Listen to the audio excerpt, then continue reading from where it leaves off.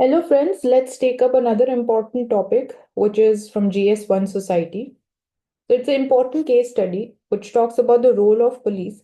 Definitely, it is to maintain peace and ensure crime-free environment.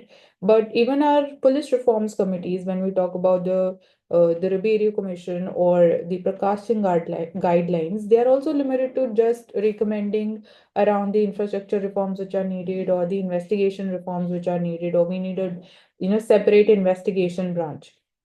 So the case study showcases that how strong social institutions they are central to foster the economic growth, as we saw this year uh, in the Nobel Prize in Economics awarded to Simon Johnson or James A. Robinson.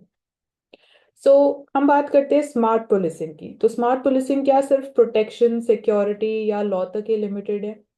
We are aspirational India.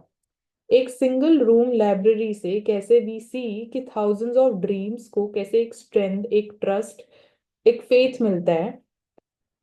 और not just in studies but it is also normalizing your perception about the police, because आम आदमी के mind में there is a fear about police. So library in a police station, it helps in dealing with this.